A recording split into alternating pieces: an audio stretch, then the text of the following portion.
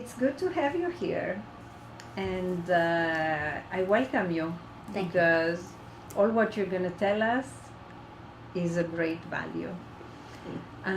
What is your name? It's Ana Elena. It's Falik maiden name, Mm-hmm. and my married name is Lieberson. Lieberson. Lieberson. Where were you born? In Lwów, Poland. Poland. Mm-hmm.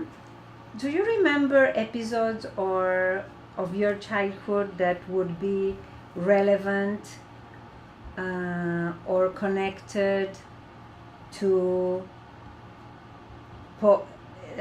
history and Europe in the days of the war? Not really. All I can tell you is one time, many years ago, over 20 years ago, I was traveling with my husband. Like first time I took him to Poland, and we were in Krakow, and we were walking around the walled city, and all of a sudden I started saying, "Looks like déjà vu, like like I've been here." And my husband said, "You must be dreaming, Then when we came back, and I asked my father, who was living at the time still, he says, "Of course, you used to play around. There was a playground there when you were a little kid after the war." So, that's possibly a snap of a memory that I have. But I really don't remember much of anything else. Did you start going to school there? And no, I think my first school was in France after we left Poland, like in 47 or something, 46 or 47. I knew how to read and write because my father was teaching me at home. And I went to school in France for a few months while we lived there, before we went to Venezuela. Maybe a year. 47, I guess, 48, yeah. So means that of your first year or early childhood in Poland, do you have any other memories about your life in the place where you were born, family life in Poland? Of my family, no, because my parents, they tried to save me, and they gave me to this Polish family, which was not really a regular family with a mother and father. Apparently there were a lot of sisters and a lot of kids, and two aunts that were, I heard this later, they were taking care of all these little kids, and I was just put there. Unfortunately, I mixed in because of my coloring. So I was one of those kids. I was one of those kids. And then the only thing is that after the war ended, and then of course they moved, I think from Lwów to I don't know where, and they ended up in Kielce. And my parents, each one survived separately, but then they met after the war, and they tracked me down. And they went to get me, and apparently there was several times that they had to make the pilgrimage before. So does that mean that they went back to pick you up at the place where At you were Kielce. sheltered with? No, it wasn't a with shelter. this? I mean, the place where the family was that took me, because they had moved like 2 times at least. So it But was. I understand that. Sure. I understand that from what my grandfather told us when he was still living. Obviously, that it took him roughly 3 months of negotiating with his family in order to get his daughter back, because they had obviously become attached, and so I mean he had given his precious child to them so that she would survive and they could survive, and they developed a relationship during those And they terrible probably never years of the expected war, their and parents, then they felt they felt attached to her, and then but my grandfather was a very wise man, and he little by little persuaded them to get his only child back. 2 things. What do you remember of this family? Because you told me before that there were many other children. Several, at least. I mean, I can see pictures in my mind, at least 1 or 2. That there might have been more than that. But there So wasn't they like a... took charge, I mean, It was- of more than... No, what I heard that there were two older aunts who were like, because the younger people were working or doing whatever, who took care of these, little kids, which were, I don't know, it wasn't like a class of kids, might have been 3, might have been one more, one less, I don't know. But were you the only one that they were... That wasn't related to them. That they were sheltering? I don't know if that's the word. Or were the other ones family? Family. Okay, and you were kind of mixed in with a bunch. Right. Right. Okay, I think that was pretty common, I imagine, right? Yeah. Absolutely. Mm-hmm. Yeah. And the idea was... Because you became part of their family. Right. Where. So how your parents found them or met them? How did they make contact? And when? How did they make contact after the war to get you back? There's no way I could know, and they never discussed it with me. Really? No. Papi never told you that? Never. Maybe it was wrong of me not to ask.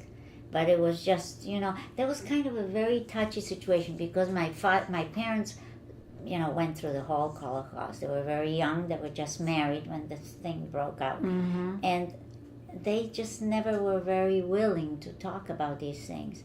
And, everybody had their own life. We were moved on. And that was good for them.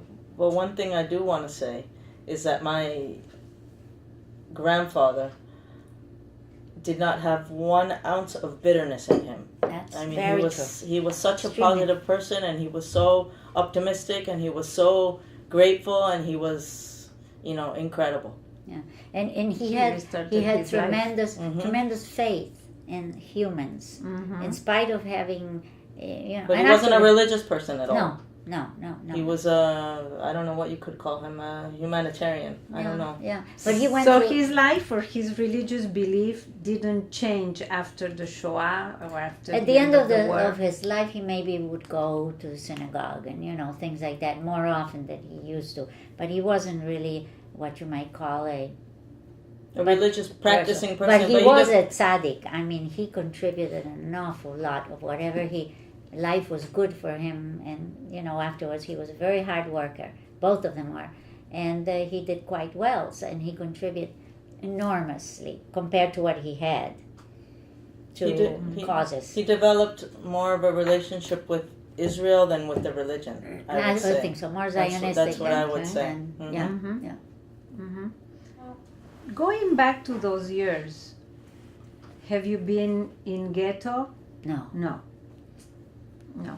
I know my grandfather, I think, decided when he saw what was going on in the ghetto, that's when he made this decision to escape. Yeah. Because he thought that To escape, how and where? Well, not to stay in the ghetto. not to stay in the ghetto, Okay. to get out. Yeah.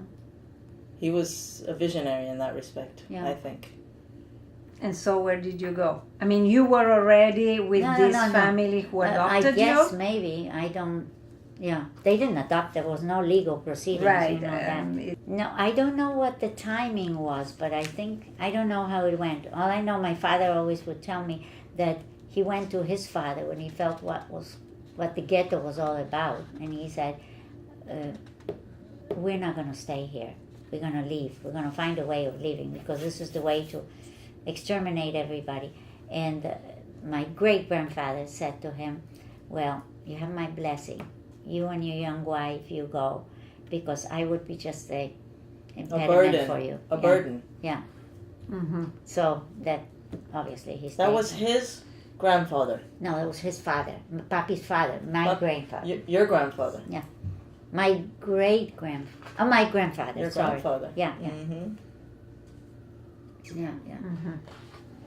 Do you remember or do you know how long you've been with this family before you got together again with your parents? Well, 4 years probably.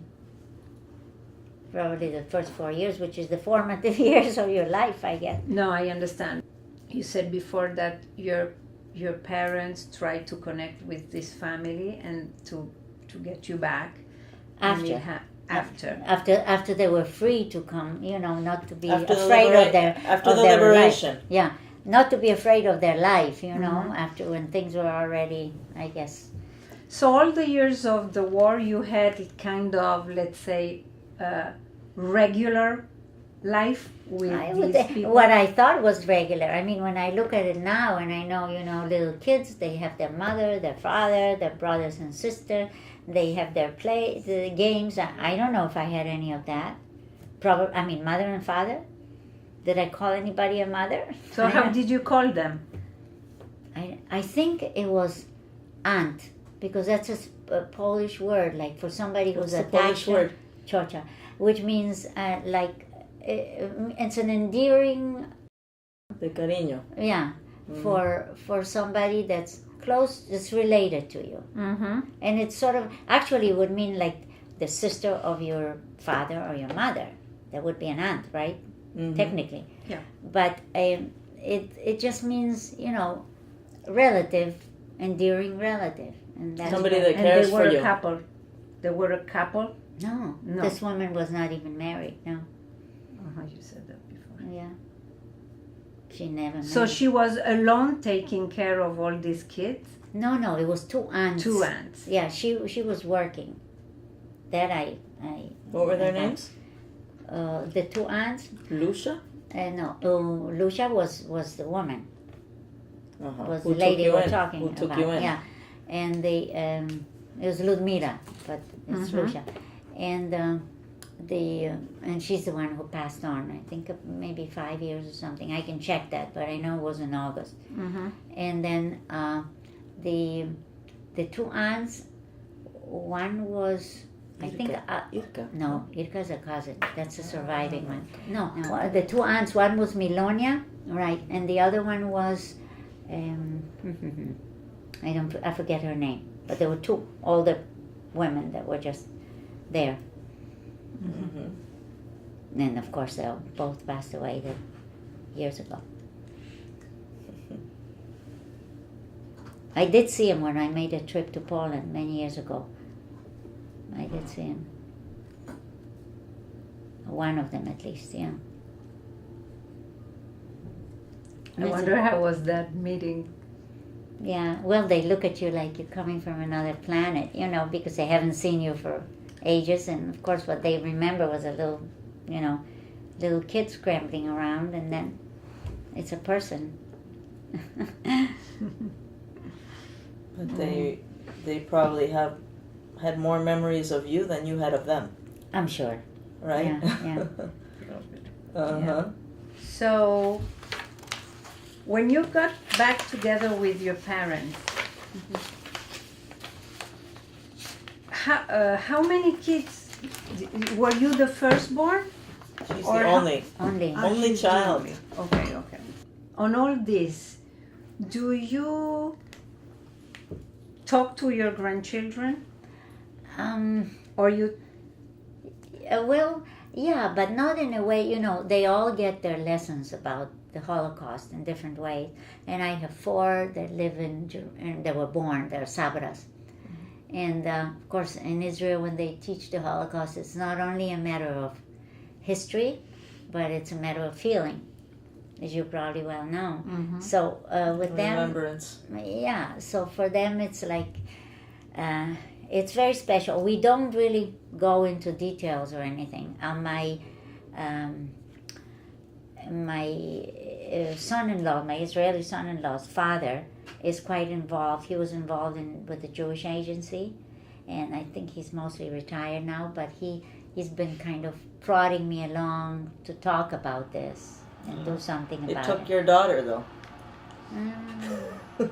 Yeah, I guess you did on your other side. That's from the other side, yeah. And all the children are interested in visiting Poland and meeting this family, Mm-hmm. and of just seeing all the things that happened in Poland during the war. That would be great. Yeah, and I'm hoping to take them next We're year. planning on going next year, hopefully. Oh, that's fabulous. Mm-hmm. Yeah. Mm-hmm. Mm-hmm. So, do you think it's important to tell the story of those who saved people? Well, I think so, because they're very special people. Mm-hmm. I mean, they risked their lives, Absolutely. and they did something that was very worthwhile, not only human, but very extraordinary. And it is nice to have them recognized as an example. Would you like to have them recognized? Well, frankly, as I tell you, this main person is no longer. And I think there's several others in the family that are no longer. But there is a cousin of her Mm-hmm. who knows, who knew of the whole thing, and who knew my parents Mm-hmm. also. And she's still alive, and I do correspond with her, and also her son. She has one son who lives with her and his family, and I email with him and speak by phone. And so, She speaks perfect Polish. yeah, well, That's her first language. yeah, when my parents, I only spoke Polish with my parents, even though they spoke other languages. My mom recovered her Polish nationality. It took her 6 a years. 6-year process in order to get her With the EU and now passport. and my brother acquired it through her, and I'm going through the process myself right now. Yeah, but it's not easy. Okay. Anything else I can? Anything else that you would like to share with us? Or I don't know how you feel that the war changed your life and your family, but you were Yeah. very young. So anything else that you would like to share with us? Well, I think probably my life was changed. I think that wars are terrible, and it's very difficult to predict what my life would have been without the war, or how it would have turned my family life around. But maybe there'll be other ways of solving conflicts that is not through wars. I would hope for that. I'm happy that as far as my family, that was the resolution. I'm sorry for both of my parents came from large, especially my mother, from a very large family that all disappeared except for her. Wow. And my father was a smaller family, but he was the only survivor, and there's tons of stories like that. So that's a big loss to humanity, because it's not only them, but it's everything that their generations could have created that's gone. So Well, I think I'm that's going to start to cry. but I think that's why. After the war, Mhm. what was the path? Where did you go with your parents after you got to? They lived. My parents lived, and obviously I lived with them in Krakow. Yeah, but after the end of the war, how did you? When Well, did we you were leave in Europe? Poland. When did you leave Europe? Well, that was end of '48 or something like that, 1948. But you went from Krakow to France, right? France, right? How long did you live in France? It's I think it was over a year, as long as the money lasted, and we could get a visa to go to Venezuela. That's what I hear. So it was straight from France to Venezuela. Right. And my father, who, as Karen says, was such an extraordinary man in those days, I mean, with the very little money that he had, and obviously he couldn't work in France, being a foreigner. He had no working papers. So he took a course in plastics in those days. He felt that was the future of the world. And then every penny he had, he invested in polystyrene pellets. That's little thingies that look like beans. Mm-hmm. And then when we came to Venezuela, most of our luggage was this big trunk full of these pellets. And the guys in customs looked at it and they said, this is stories I heard later, obviously. And they said, look at these crazy foreigners. They're bringing beans to this country. We got so many beans here. But there's also another part of the story that I heard through my grandfather. I mean, I wish at a time like this that I had spent more time talking about a lot of these things with my grandfather. not only because he was a wonderful person, but because I realized the value nowadays. But he told a story that there are two options of destinations were either Venezuela or Canada. Uh-huh. Oh. Apparently he had some contacts in Canada. I mean, what a contrast. And then I guess he got a letter from, I think, a friend who had gone to Venezuela like 6 months earlier and wrote him and said, you should come here. This is the land of opportunity. It's a great place. And based on that, they made the decision, and they got on the boat, and I don't know how long it took you, and they made it. Whatever the Atlantic trip is, Mm-hmm. yeah. But that's a life-changing decision. Absolutely. Mm-hmm. And the rest Mm-hmm. That's it. Mm-hmm. Yeah. But apparently, was he the one or your mother the one who said that when they got to the port in outside of Caracas, and I guess the topography was totally different than it was in Europe, and she saw the hills that were like red. This color. It was like an earthen Clay. color, and she looked at that and she said, No getting off the boat. I'm not staying here. And my grandfather apparently said something like, once I make my first $10,000, I'm leaving. And he spent the rest of his life there. And she stayed there. Yeah. But her first, of course she liked it after that, and she worked very hard and all that. But her first reaction, coming This from isn't the for me. area like the Black Forest where the earth is that color. That was a shock. Yeah. Mm-hmm. Yeah. Mm-hmm. So, that's it.